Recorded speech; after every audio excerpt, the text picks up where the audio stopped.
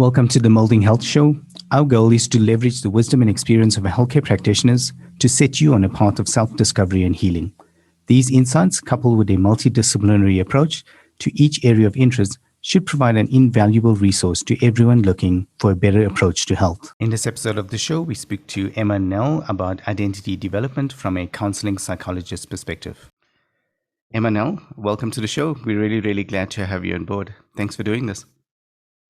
Hi, it's so exciting to be here. Thank you for having me. Yeah, the pleasure is always ours. And, talking about interesting topics. And I think I always look forward to this. And, we try to do like at least one show a week. But we're talking about identity development today.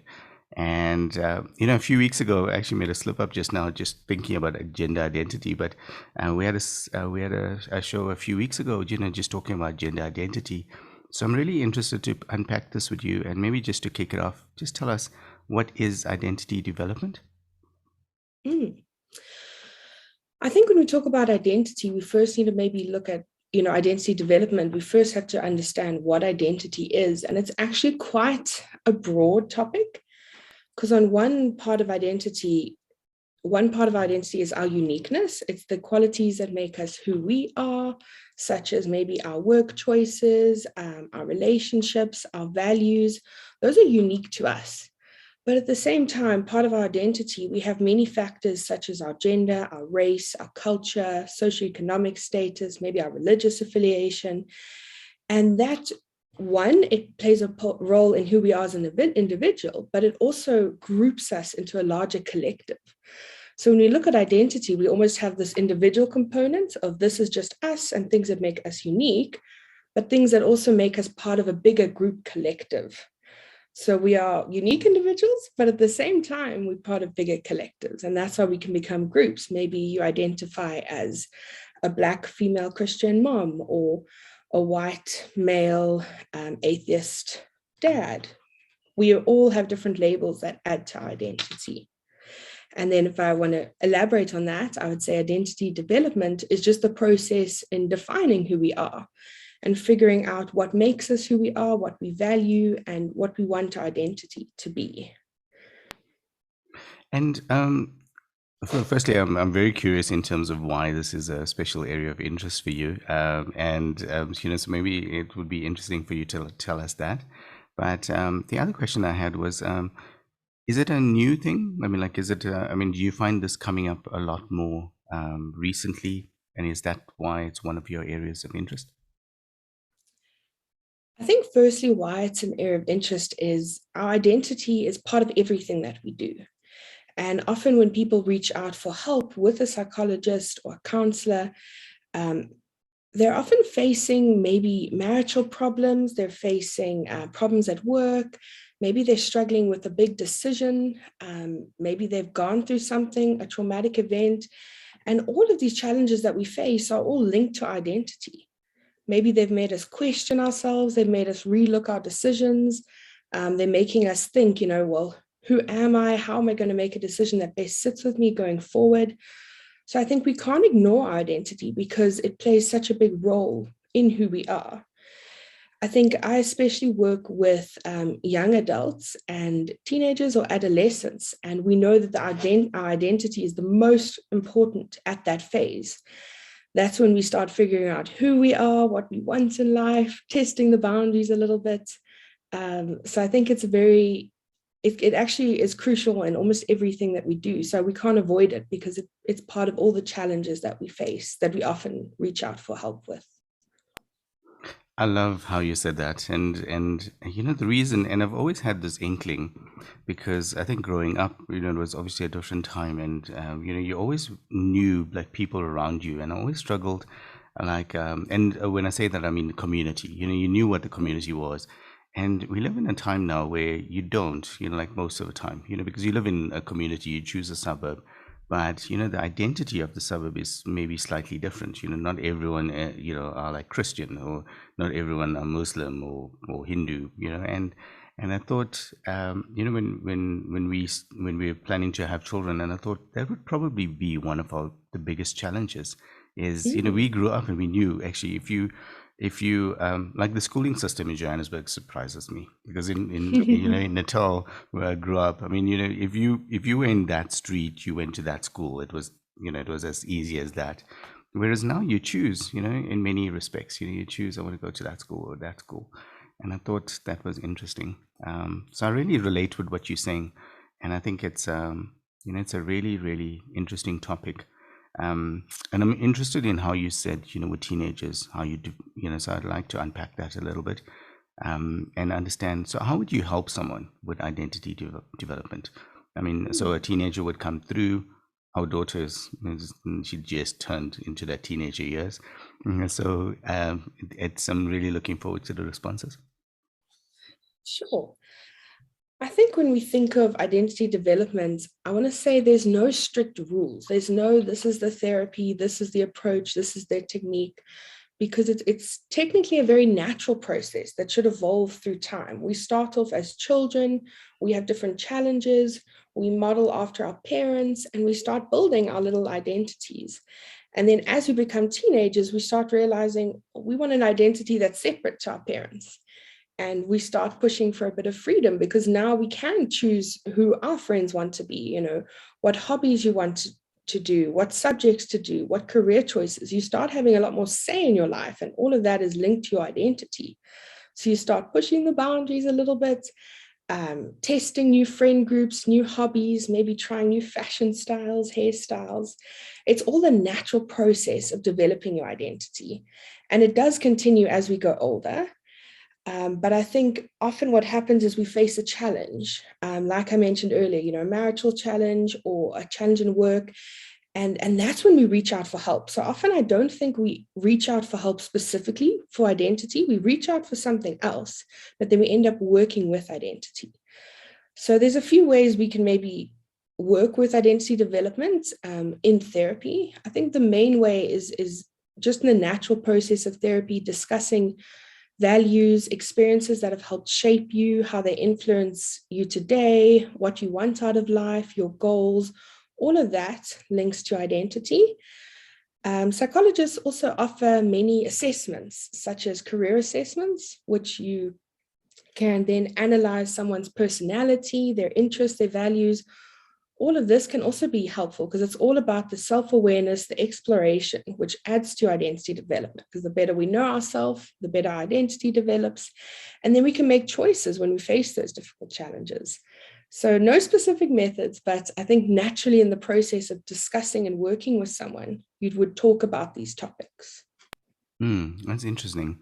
And I'm going to get this wrong, but I've heard that there's a certain time period where almost your personality or your, it's formed. And I think if, again, you can correct me on this, but it's like between 5 and 9 or something. And, there's that important age, where almost like your view on the world is almost carved. And then everything after that is like, you're constantly testing it. Does that have any bearing on this conversation?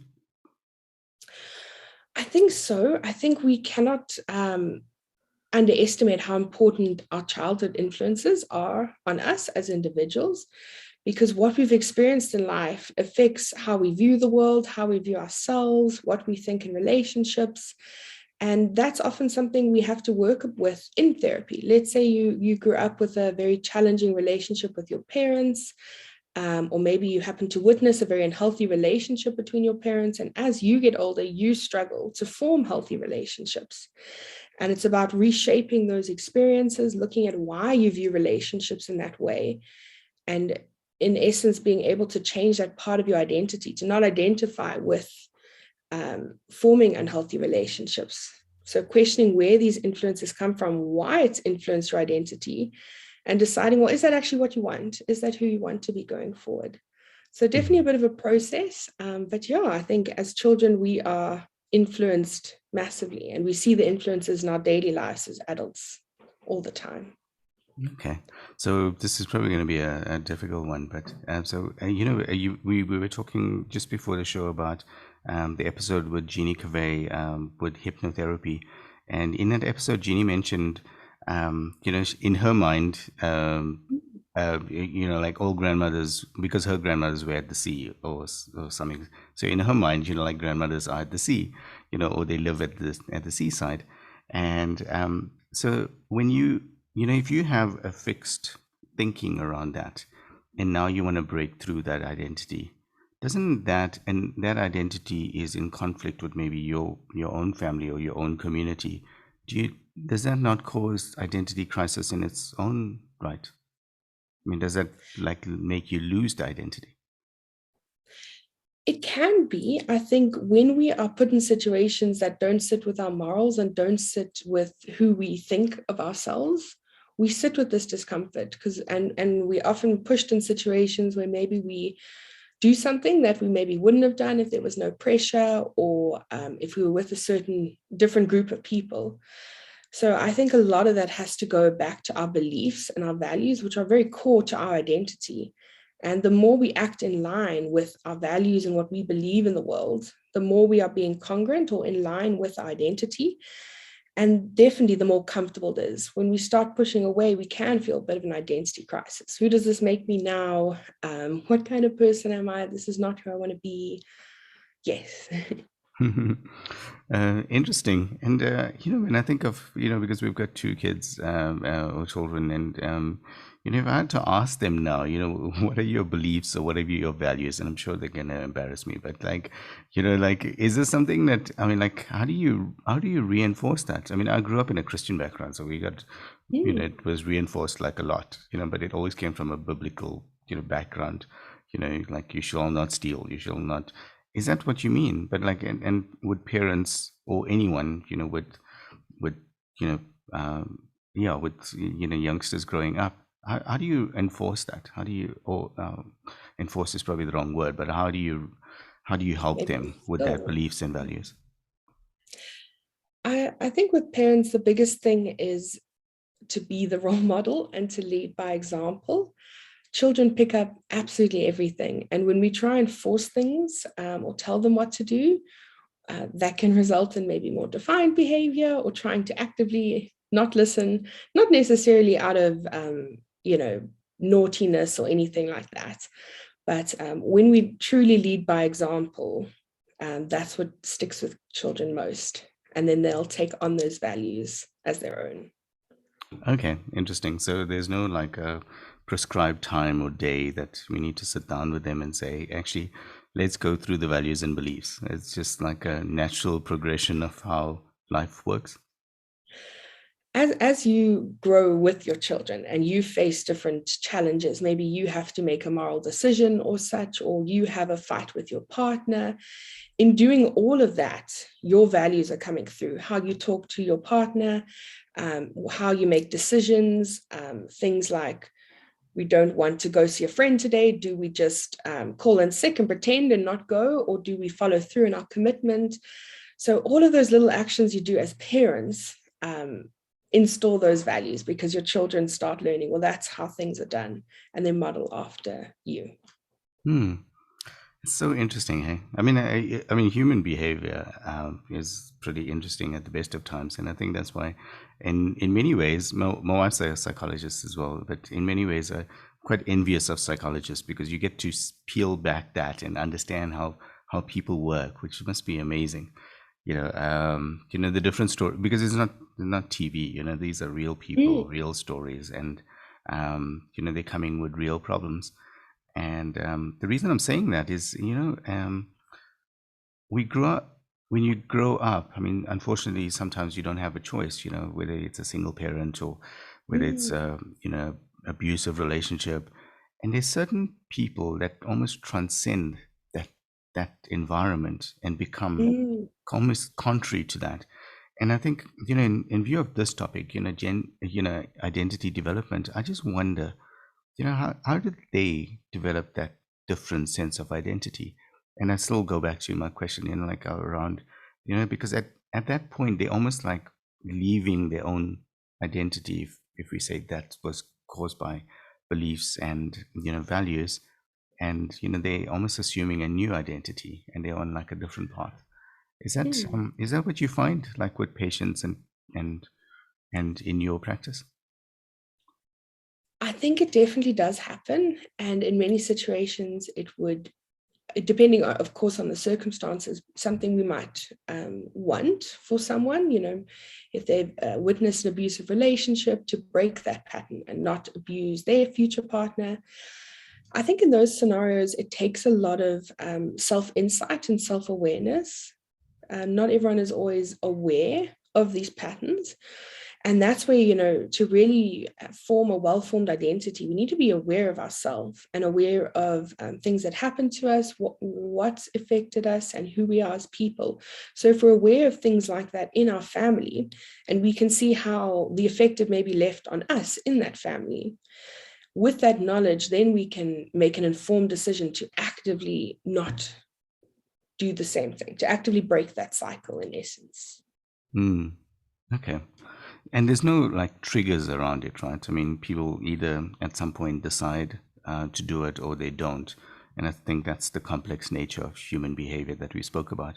But I think it's so easy, like, and we hear this so often, where people say, but I had an abusive, father, and that's why, I'm abusive now, towards my family or something like that. And it's such an easy thing to say, and you almost like say, oh, okay, yeah, that makes sense. But then there's stories that transcend that and say, actually, no, I actually don't want that for my family, and I want to change that. And that's interesting, how you could change that from from an identity development point of view. um yeah. And in terms of the types, I mean, is there specific types of identity development? Um, Not necessarily. I'm not going to say there's specific maybe categories, but I think there's maybe different areas of our identity that we develop. For example, our careers, our relationships, our maybe personal life, our friendships, spirituality. All of these are different components of our identity, and we develop them differently and maybe using different um, ways to help. If you're trying to develop your career sort of environment, you're not going to maybe speak to your pastor. You would maybe go for religious guidance in that sector. So depending on which area of your development, you reach out for help that might best fit that sort of area. And I think if we look at identity, going back to this idea of being both an individual and group concept, we have maybe our self-identity, which is how we define ourselves, and our social identity, which is how others define us. And that's where, socially constructed labels come in. And something I maybe wanted to raise, just being in such a diverse country like South Africa, identity is also not this straightforward concept. If we look at some of our more Western influenced cultures in South Africa, they have a more individualistic sort of approach. So by this, they value more individual values of identity. So they're going to value the factors that make you unique, your values, your choices, your free will, your independence, and your self-direction, or anything that's personal to you. But we also have a variety of more traditionally influenced cultures in South Africa. And some of these cultures take a more collectivist view on identity. So identity is not as much as who you are as an individual, but who you are as part of the greater group. And I think it's very important, because if we're trying to push one sort of view of identity on someone whose cultural background may not align with that, we're also not being helpful. So that's why I think we have to look at it as both sides of this coin, part of the group and who you are as an individual. Mm. I That makes a lot of sense. In my wife's practice, she said she deals with like a lot of like interracial relationships, and I think that's Mm. also part of the identity part. And I think many people don't realize and I think it's difficult to like almost cover. These are all of the points of what I believe in, because if you ask that question even for you and I right now, we're going to Mm. struggle to do that. But it comes out, as you said, in social settings, like when you don't want to visit a friend and you like make an excuse, or if you go to someone's house, like traditionally for us, I mean, you have to have a meal.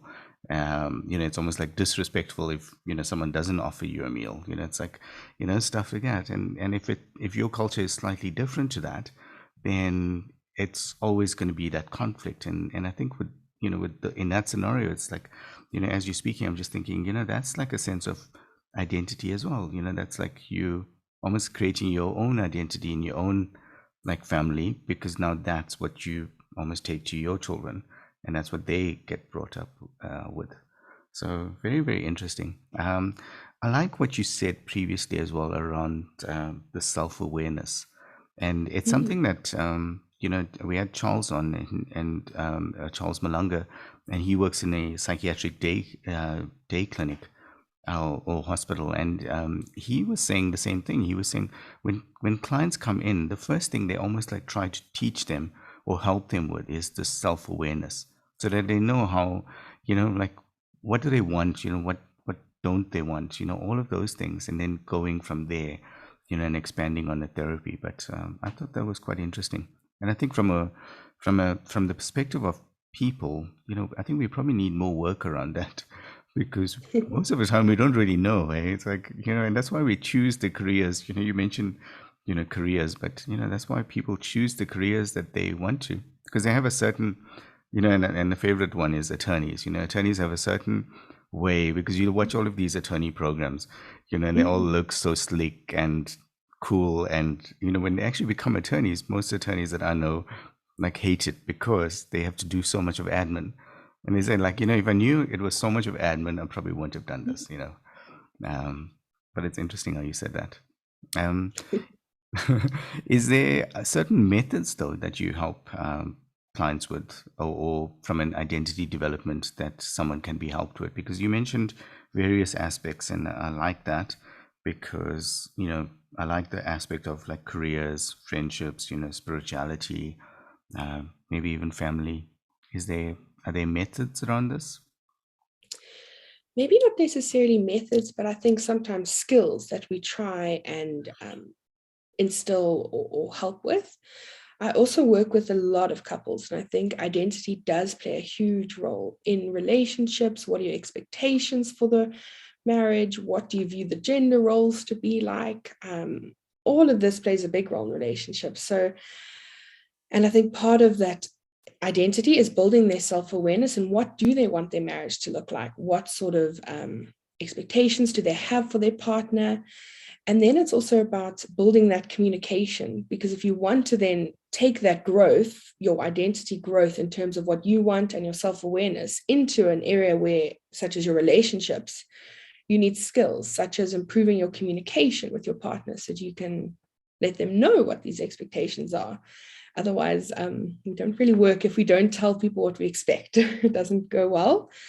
Then just improving interpersonal skills, how to deal with other people in a way that is effective. Sometimes we communicate or we work with others in a work environment, and it's not necessarily appropriate, or should I say it's not effective. It's not helping us move forward. And I think boundary setting is also a big one for individuals, couples, work environments, to be in line with your values and your identity and proceed in those fields as you want. You do need to set boundaries that you're staying true to who you are and sticking to your goals, if that makes sense. No, it makes a lot of sense. I would like to go into that in terms of, Mm. so how, because again, it seems like so the most obvious things ever, right? And Yeah. even when you were saying, careers and friendships and home life and all of those things, what I struggled with initially, going into, okay, I worked in the IT industry, and or still do probably, but it's like, you need to be a certain you know you need to have a certain persona in a corporate Mm. environment to succeed, and that's not necessarily the persona that you need at home. um, Mm. because I mean, there you're driven by deadlines. You have to like get things done. You speak in a certain way. All of those things. And then in a home setting, you can't do that, or else like, yeah, it's not going to last too long. And definitely with kids, like a different thing, and with friends, a different thing. So do you think there's almost like a, because in many ways it almost seems inauthentic, right? Because you're this one person there, you're the other Mm. person here, you're the other person here, and like, who really are you? Do you think there's anything around that, around like how you form these different maybe identities, in different settings? I think that's a good point. I think, we may sometimes feel like we're being fake or not being true to ourselves in these different environments. Um, but at the same time, I think it's appropriate. Like you say, we can't be the same person who we might be around a client and then a friend and a child. We do have to modify how we present ourselves. But I think what's important is that at the core of everything you're doing, you've got to still be true to your values, your beliefs, and your goals. And because that's really ultimately who we are. And we express it differently depending on the context, depending on who we're with. But at the same time, that's why if I go back to career assessments and career guidance, I think it's so one of the most important areas and ways we can help our children, because we know right now that the job market is very challenging. The employment rates are very low. So we need to ensure that we're helping children pick career paths that, one, will help them succeed, have chances of employment, two, are in line with who they are. And at that age, it's very difficult to know who you are and make such a lifelong choice. That's why I really value career assessments, because it gives that insight. It's not a perfect fit, but it's such a great way to start looking at what options would suit a person. And the more you make these choices, you choose an identity, you choose a career in line with your values, and you choose a relationship in line with your values and beliefs, you are keeping that essence of your identity true. And then you feel more, I think, genuine in your interactions, because you're still being true to who you are. You're not being a totally different person in a work environment or in a relationship. Well said. I mean, I think that's something that I think anyone listening to this, I mean, and if you in those environments, you understand the challenges with it. But I think what you're saying makes a lot of sense. And I think the closer you can almost be to those values, and then the better you can almost communicate it, even in each setting, I think the better it is for you, because you can't control those environments. I mean, those environments Mm. just happen. I mean, you can't, if you work at Nedbank, you can't just go into Nedbank and say, these are my values. Like at the moment, your values are not congruent. I mean, you probably going to end up on that unemployment part. But, it's the same thing. It's like, how do you almost like, convey that and still be almost true to self? But I love that. And I think, probably what's missing, and, going with that whole self awareness aspect, is almost like a litmus test back to, people speak about meditation and stuff like that. But this almost, as a society, I'm a huge believer that, if we create better people, we create better societies, we create better generations and everything around that. But it starts with you. And I think you almost like need a litmus test coming back to, how do you become a better version of yourself, and that's where psychologists come in, counselors, all of that, because I think you help us to be able to see that, because lots of times I think you can't see that. And do you think that's something that, from what you see with patients, and after they start working with you, that they almost a lot more self-reflective? Definitely. And I think the key word you just said is reflection. And I think that's exactly what therapy provides. It provides a space, a safe space where someone can process their thoughts and someone to bounce it back off, and a way to sort of reflect on decisions and reflect on choices and reflect on experiences that one has had. And I think, unfortunately, in the world today, we live in a very busy society. And I think many of us don't actually take the time to sit and actively reflect on our choices. And I think if anyone at home, wants to improve their identity, or build their self-awareness, I think the first key is reflecting on all of these, what do you value in life? Where do you see yourself going? What have you experienced? How has it made you the person that you are today?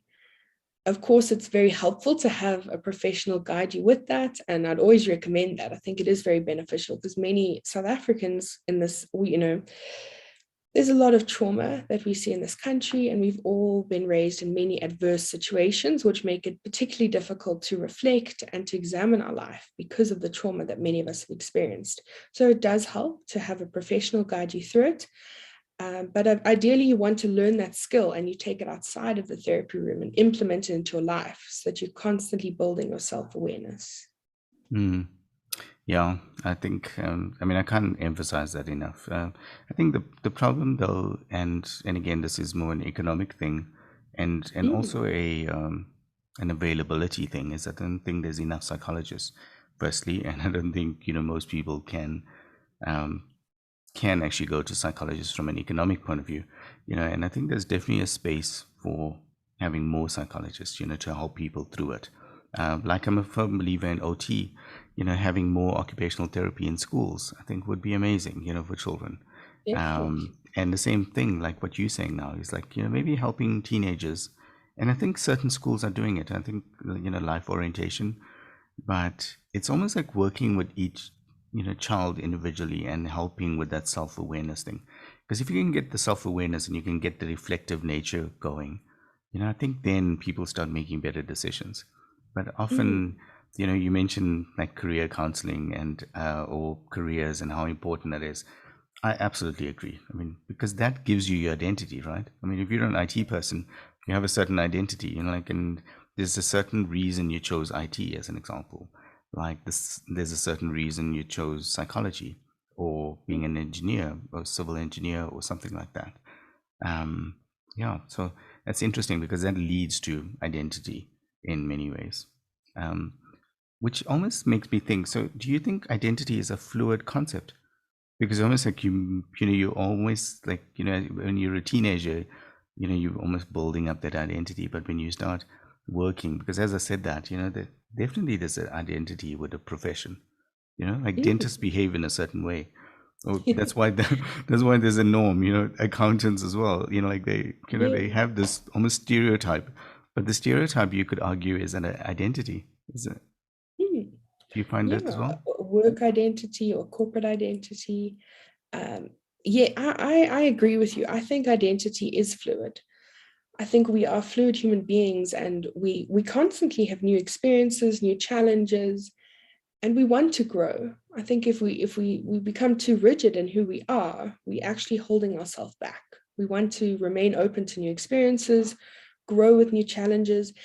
And as we grow older, we gain more components to identity. So as a teenager, your identity is mainly, who your friends are. And then as you maybe get to early adulthood, it's what are you studying, or what is your job? That becomes more centered around your identity. And then it becomes, more about relationships. Oh, who are you dating? Are you married? And then maybe kids come around. Now you're a father. Now you're a mother.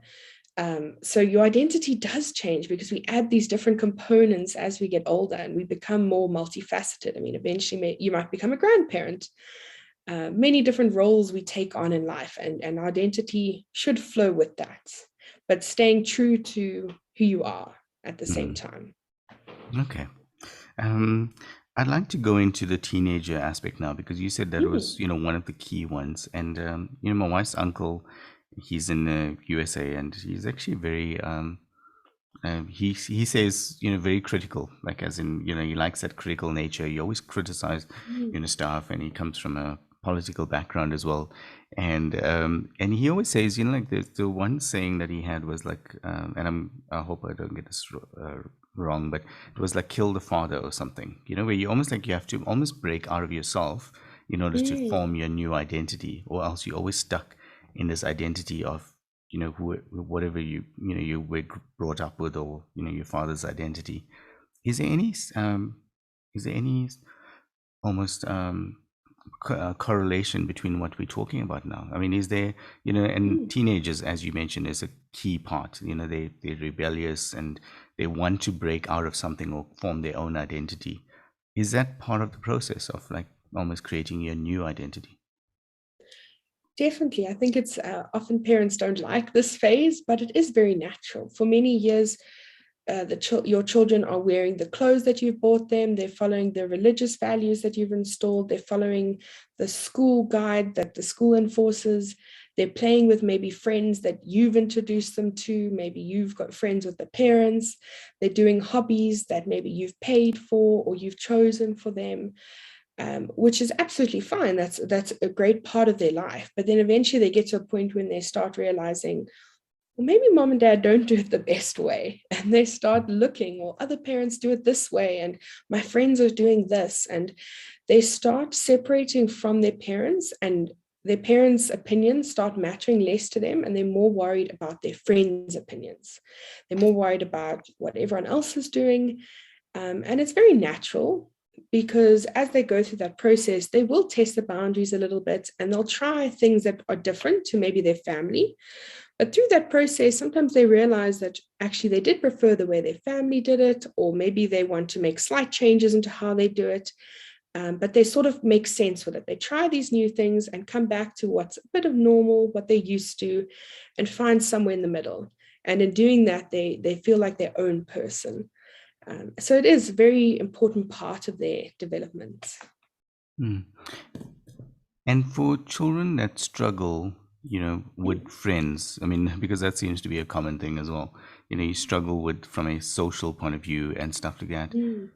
Is that a problem from them finding their own identity? Because you mentioned, they obviously get that influence, or good or bad, but they need the external influence to be able to help them question their own identity and their own way of doing things. So if they don't have that input and that conflict, will they be able to figure that part out? I think that's a really good point. I think many children do struggle with friends, and bullying is a very big issue at the moment in our high schools, and mental health challenges. So teenagers are really facing a lot. But another part of our identity, or should I say a core element of having a fully developed identity, is feeling like you belong, feeling like you identify with the people around you. So if you're struggling with friends and you're pushing away from your family because you're in that time period, you've got this loss, the sense of not fitting in, not belonging. And that can be very hurtful. It can then affect your self-esteem. Well, then, that person might feel it's them, they're not good enough, no one likes them. This can have very serious impacts growing up. So I think, yes, they need their friends to help model and learn different ways of being, and challenge their world views. But they also need friends to feel like they belong, to have a sense of purpose, that group collective. Yes. Hmm. This is an interesting part, and I mean, it's probably one of the most interesting for me in terms of, so how would you help? Because so what you said is like so amazing, because on the one hand they have to break away from the parents, right? It's like that's the thing, and like emotionally they've already done that or are in the process of that. If they don't find this collective that's going to help them on the other side, then they're struggling with everything else. And how, so I mean, you mentioned, there's consequences, or there's things that happen. I'd like to unpack that a little bit. I mean, what could parents almost expect? Because you mentioned bullying, we haven't mentioned bullying at all so far, but that's a real thing. I mean, in the context that we live in, and it's not just a South African thing; it's the international thing. We watch a lot of Britain's Got Talent and America's Got Talent, and some of those contestants, they always say the same thing. It's like, what drove them to be this best violinist at the moment is because they were bullied when they were 6 years old because they had cancer. Was the one child, I think his name was Tyler. And so I mean, it's a real thing, and I just wonder, from a parent's point of view or loved ones around, you know, teenagers, how would you help them? Because on the one hand, they can't find the friends, or they having issues with friends. On the other hand, they don't want to be with you, and then they're stuck all alone, by Mm. themselves. How would you help someone like that? I think there's a few ways. I think if you have the means to provide therapy for your child, I would definitely recommend it, because that teenager going through that has a lot to express and needs to feel understood and valued. But because of that stage they're going through, mom and dad can't really fill that role to the full extent. Mom and dad can say, we love you, you're great, but it at that point in their development, it doesn't mean as much to them. And that doesn't mean mom and dad aren't great. It's just where they're at. So if you can get a more objective person, a counselor, a psychologist, just to make them feel heard, valued, understood, and a safe space for them to express what they're going through. I would highly recommend that. And then the psychologist or counselor can also teach them skills on how to create friends. Maybe there's something that's stopping them. Maybe they're suffering from something like social anxiety. They're struggling to engage with people. I think after COVID, we've seen really increased rates of social anxiety, struggling to interact with people. Maybe they need skills. Maybe they need to learn, how to read people. Sometimes our teenagers make friends with people we don't want them to make friends with, and this causes a lot of harm. So trying to pick up the right kind of friends for them. Maybe finding hobbies where they may be able to find friends. So I think that would probably be my recommended way of trying to help. I think as a parent, it's very frustrating because you want to do something. You don't want to just sit back. So I'm not saying that there's nothing that parents can do. I think continuing to provide a supportive space for your child, if you can build a relationship with your child where they feel safe to talk to you about these things, to open up about these things, I think it's very, very important. And if you can maybe introduce your child to a community, sometimes children form great communities in church groups or through a hobby, providing another outlet. If they're struggling at school, another outlet to try and make friends. And I think I just want to emphasize, I don't think we should ever underestimate how significant this is, because we know that children who struggle with self-esteem, self-identity, poor self-acceptance, who don't have friends, who don't have a sense of belonging, are really at risk for things like depression and really at risk for maybe considering suicide. And we have very, very high rates in teenagers. And I think that's why I just want to say, I don't think we should take it lightly, especially amongst this age group where they're at a very high risk of actually attempting suicide. Yeah. We had on one of the episodes, we had Dr. Delia Silver, who specializes in eating disorders, and the same kind of thing, like, because it's not logical, right? I think this is a important point as well. This is not logical. This is not about, as you said, the parents saying, I love you.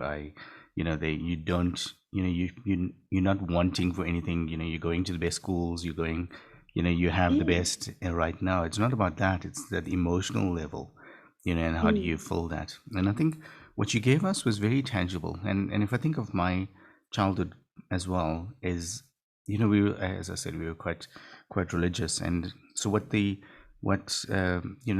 Christian faith gave us was that it gave us that friend circle outside school. So, you had these different clusters of friends, and it almost gave you that, so even if you were struggling with school, there was this other cluster that you can almost like lean into. And I think in, the environment that we live in, and you mentioned South Africa a few times, but South Africa is not conducive to leaving your children to go and play out on the street. There's very few communities where you can do that. So typically, that's what would happen. Like when we grew up, you play with the neighbors, like the neighbors just got together and you just play cricket or soccer, just weird games. But now kids don't have that opportunity. So almost everything needs to be scheduled. The play dates need to be scheduled. If you want to go somewhere, it has to be scheduled. So there's nothing spontaneous about it. And the reason I'm saying all of this is I wonder if there's a space for parents to almost create those spaces for teenagers or children, to know that you almost like need this, as you said, like you need this like community, so in a way, maybe creating the church community, maybe creating, I don't know, the volunteer work as an example, where they almost like forced to go and find like another social circle, hopefully not judgmental and stuff like that. Do you think something like that would work? Because I think people don't speak too much about these things, but from what you're saying now, it's almost like critical that you do, because you can't be home, because everyone tries to like strengthen their home setting, but it's actually not about home. It's about finding another almost circle. 100%. I mean, of course, we do want, good relationships at the home, but at that point, a teenager might feel like their siblings and their parents are not cool enough or don't understand them. And that's very natural. It's part of the, cognitive development of teenagers. But yes, I think it's really important, especially in a school environment. We know bullying is rife, and if a child is really struggling to fit into school and struggling to make connections and long-term friends, I think it would be really helpful to find other ways. I think religious groups can be very beneficial in that regard. In addition, hobbies, but I would make sure that the hobby is in line with your teenager's interests. Don't sign up for karate if they are into fashion, find a sewing club or something that a mutual passion that will also connect your teenager with other people.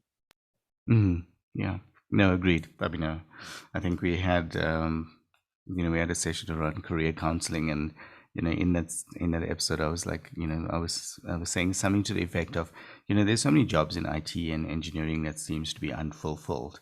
You almost like want to channel people through that, and after the episode, I realized actually you can't do that. Everyone has to make up their own mind. Like you have to, obviously you go with their, what they want to do, and if they want to do something that but this is a fine line, right? Do you let them do it because they know, it's actually, there's no career in that? Or do you help them, find something else? The example I used as well was, for creative people, people that like, artistic stuff, you always think you have to become a painter or something. But, in the IT industry, the gaming industry, the video game industry, it's such a huge industry. It's one of the biggest industries in the world, and there's such a huge I don't know if there's a huge demand, but there's definitely a demand for graphic people, within that. So it's almost like tailoring what you want to do with an industry that's actually going to still pay you, a decent salary and stuff like that. But I think that's where counselors, psychologists and parents kind of come into it, is to guide maybe teenagers through that stuff. Also going back, in terms of, what you mentioned in terms of communication, interpersonal and boundary setting, is there something tangible that can help anyone listening to this? How would you do that? How would you be a better communicator? Because obviously that's a crucial skill, right? And it's so easy just to say, okay, work on your communication. I just wonder if everyone understands what that is. Can you take us through that? Sure. I think everyone is quick to say communication is key. Communication is key. And I would agree with that. But at the same time, there's a difference between just talking and saying what's on your mind and effective communication. Often we find in a relationship, one person expresses everything that they dislike and what they're struggling with and all of that. But the problem is we can talk all we want. If it's not heard by the other person, it's not effective communication. So I think if we want to become an effective communicator, there's 2 points. And I think in society, we listen to reply. We don't listen to actually hear and understand. And that's natural. It's part of our communication. But if we want to become effective communicators, we've actually got to start listening to what people say, not listening to just respond. And then also communicating what we need effectively. I think it's maybe a practical tip would be the use of an I statement.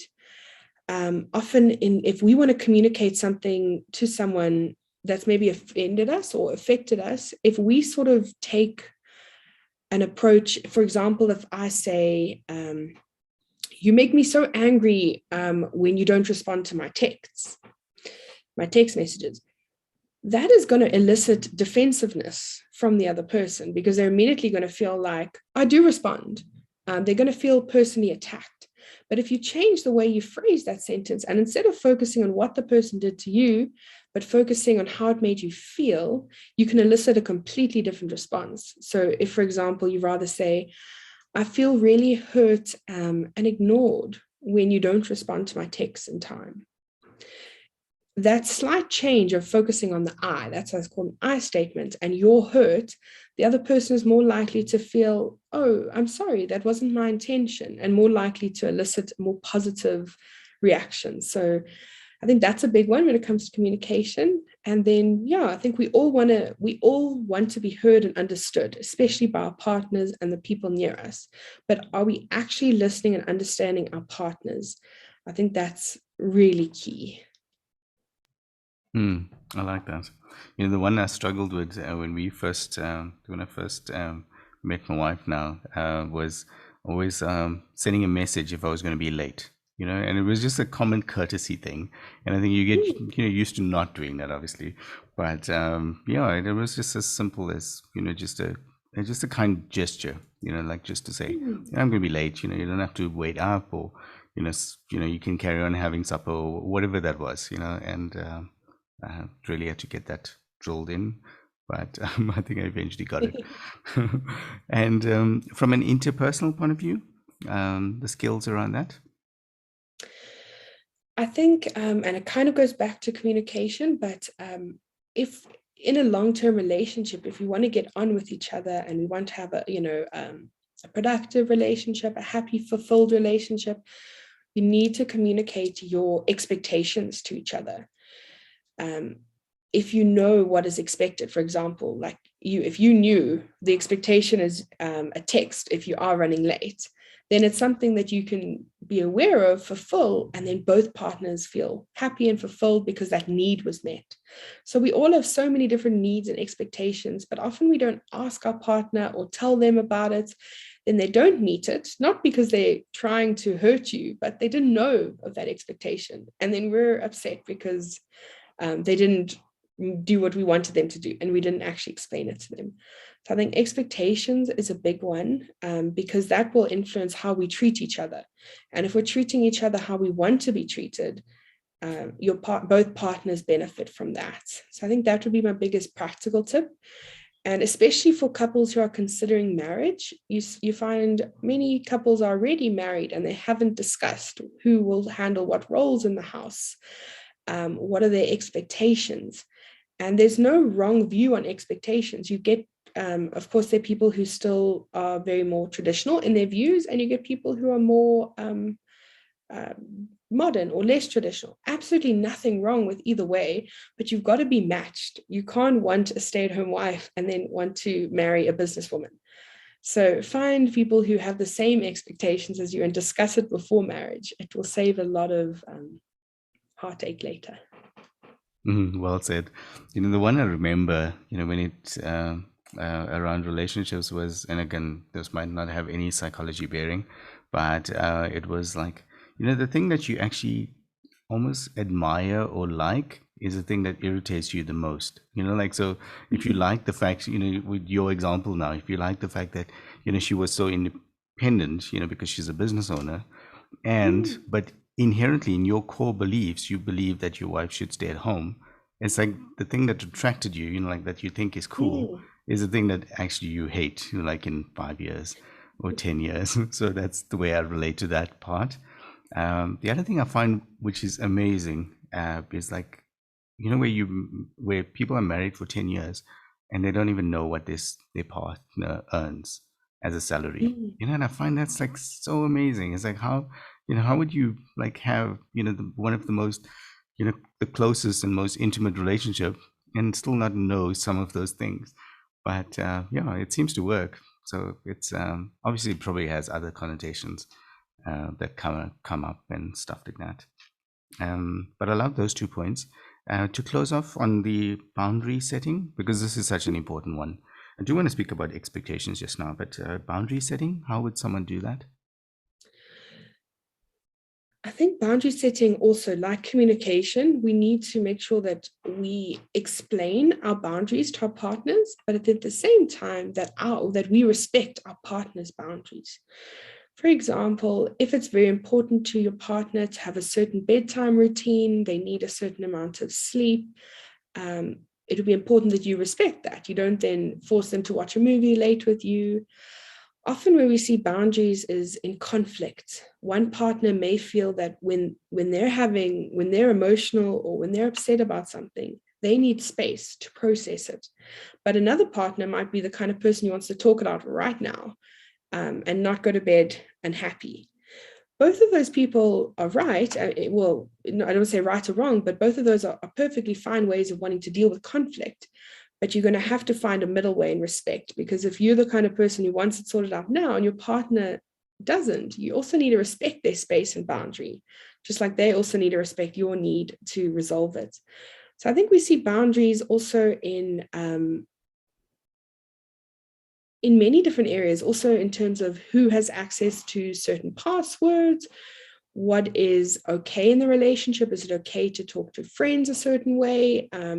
How do we make commitments? Is it okay for one partner to commit to a party or a social event without consulting with the other? I think a big one, especially in younger couples now, is social media. What is okay to maybe post? Who is it okay to talk to? What can you say to other people? I think also, as we look at relationships changing, what is considered cheating in this relationship? Sometimes we think these things we take them for granted, but it's important to set those boundaries just as your expectations and communicate them effectively. Mm, yeah, it's interesting, going back to my, the finance example, but it'll be interesting because I haven't come across it so far. It's almost like you need to check off all of the boxes, like, okay, we need to talk about this, we need to talk about that, we need to, but it's so, yeah. Obviously there isn't one like that. Not that I know of anyway. If there is, let me know. We'll put it in the show notes, but to my understanding, there isn't. You kind of just, the scenarios come up and you kind of discuss it, or there's some conflict and you resolve. um, I want to bring up the point around expectations, because you mentioned that, and it's actually really an important point, because the whole thing, with expectation, and I'm hoping to get your, your thoughts on it. But if there's an expectation and the actual doesn't match, that's where the issues happen. And this is not just with relationships. This is how the stock market works. This is how, like everything works. And whenever there's that mismatch, that's the level of satisfaction or dissatisfaction. Do you find that's the case as well? Because there's a certain expectation, and if someone else's expectation is here, and then the actual happens like this, then there's conflict. Is that how you see it as well? 100%. And I think people who particularly struggle with this are people who tend to have more perfectionistic tendencies. People who are very perfectionistic have very high standards for themselves, which we know that can also be difficult for themselves, because it's not possible to always meet our high expectation. And this can lead to things like self-doubt, procrastinating, because it's easier to avoid than to tackle this task that has to be perfect. But then what also happens is our perfectionist individuals put high standards on others, and especially on their partner. And these standards are often unrealistically high. And then the partners will not reach it. And then you have a huge level of dissatisfaction. So I think it particularly happens with people who have these tendencies, but in every relationship. And that's why if the expectation is not expressed, there's no way they're going to meet that expectation. So you're automatically going to have a dissatisfaction. If you're expressing it, your partner at least has a chance and is aware of what's expected, so they can meet the expectation. If they're aware of the expectation and they choose not to meet it, of course, that's a separate problem, and we need to start looking at that. But we can't assess our partners if they don't know what they're even being assessed on or expected of. Yeah, and that's why, I mean, couples counseling must be quite interesting. I don't envy anyone that has to do that, but especially when there's all of these expectations that come up, and especially like when you don't know what the expectation is, and people's, if you again, this how this ties back to identity development, is if you had a certain expectation of how you know the the wife behaves or something, and you Mm, haven't communicated that to her, and every time she slips up, you just like, slip up number one, slip up number two, until mm, slip up number 10 kind of comes up. And then it's like, boom, okay, we need couples counseling. And that seems to be how it happens. It's like just this constant build up. People always talk, again, going back to finances, people talk about, like I'm always, we always don't have money, but you don't know how your financial situation as a family is. Obviously, you are going to have issues then. Because there's no transparency with that stuff. um mm. Loved all of this. The one word we never mentioned so far, and I just want to get your thoughts Mm, on that as well, is we didn't speak about empathy. Is empathy a big mm, thing, in terms of, because I find people that can, if you have empathy, normally you can see the other side of the coin. You can, I think you said it in what you said just now, earlier around communication, where you can think of like how the other person would react. But do you find that that's something quite important in identity development? Definitely. I think as we develop our identity, as we chatted, self-awareness becomes so important. But it's not enough to just know who you are. Because remember, there's a whole other side of identity about the collective. And that's where empathy comes in. Your self awareness helps you identify your unique components. But it's also important to have an understanding of others and see how you fit into that group collective of your identity. And that's, I think, where empathy is probably one of the most important skills out there. And unfortunately, not something widely found. Many of us have sympathy for others if they're going through a tough time, but true empathy, really understanding something from someone else's perspective, is something we're not often taught. We're taught what's fair, what's wrong, what's right, but we're not actually taught to truly look at things through someone else's eyes. And that's when we get into relationships and problems. We struggle because we are stuck looking through our perspective, from our mindset, our frame of reference, or our view, but we're not crossing over to have empathy for the other person's frame of reference. So I think you raise a really good point. Empathy is very important Okay. in just general life. Okay, I'm glad then, because I mean, I think there's definitely a case for knowing yourself really well, but Mm, there's definitely a huge case for almost like understanding someone else's view and seeing, can you deal with this or can you not? And if you can't deal with it, how do you deal with it then, or how do you manage that? But I think sometimes we forget that we're always stuck in our mm, own world and our own, this is how we do things and that's how it is. But I think after school, it teaches you very important lessons, and maybe after varsity as well. But in terms of actually, the world doesn't work like that. There's no this structure, and you finish. You start at 8 and you finish at 5, and that's how it is. And you have these exams, and that's it. But life is, yeah, it's not quite linear that way. mm, So you always have to do that. Um, my second last question, and I think we can wrap up. But and I haven't asked this from many people, but I just wanted to is there any book, and you don't have to give it to me now.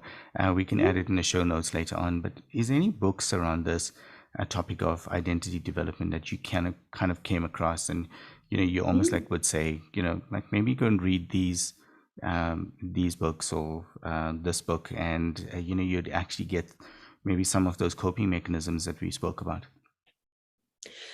I actually, one sort of really highly recommended book in the field.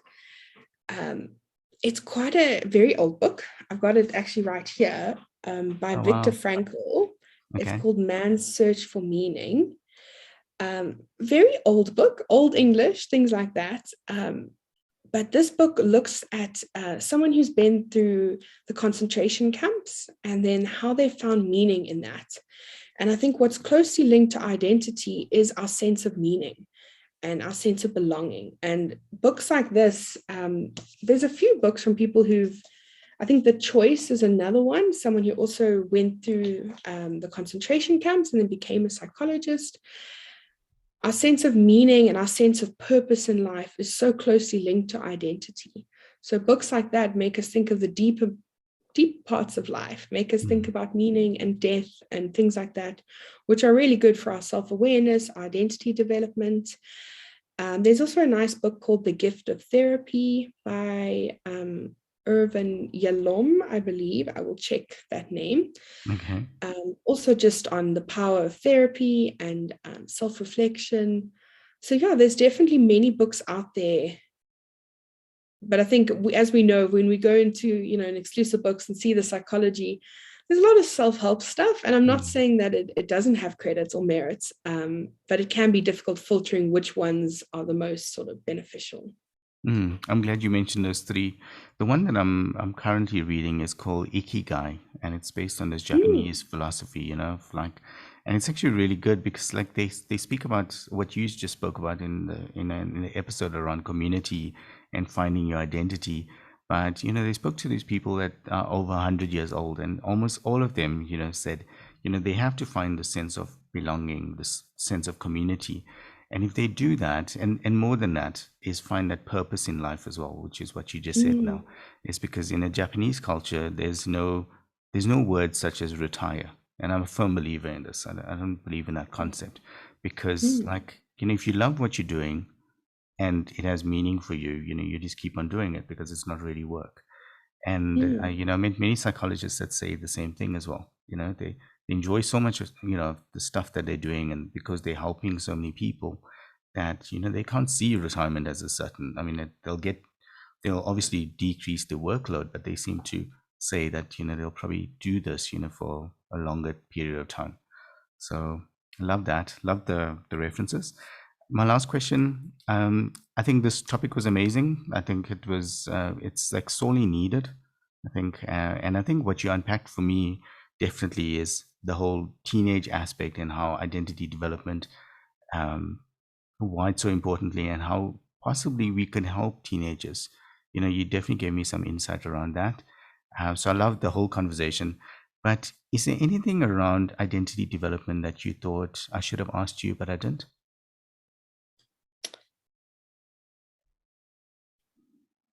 that's a good point. Um, I think maybe something that I've only really touched on at the end that I also want to maybe re-emphasize is this sense of purpose and sense of belonging. I don't think we really touched on it in earlier sort of discussions, but I think that really becomes part of our identity, because whenever we face these, maybe if we want to call them identity crises or events in life that really make us question who we are, we start looking, and many people question their faith, they question the meaning of life, they question, why do bad things happen to me? And I think as we grow older, maybe not so much our teens and our young adults, it's not their immediate need. But when we look at identity in terms of middle age and going into more of our later age stages, that's when these questions become so important. And we start evaluating our life as a whole, and we say, what was the point of my life? What was the meaning? Um, and that's when I think we really start questioning, what is life? What is the purpose? What is the meaning? So like while we focused on teenagers, identity continues and we face these different challenges. So I think looking into what is the purpose of life, and we each have our own individual purpose of life. Many people find it in religion, some people find it in a career. There's no wrong way of finding it, but having a sense of purpose in life is really quite important. Mm. Yeah, I like that. Um, but I love this whole conversation. Thanks very much for your time, Emma. I mean, this was amazing, and I think it just it for me it definitely shows me why we wanted to do the show. It's because I think there were so many actionable things and understanding different things, and I love the fact that you like the books that you mentioned, because I think that's like very cool. So thanks very much for doing this. Thank you so much. It's been a great experience. Hey everyone, thanks for listening. As always, stay tuned and we'll speak to you in the next episode.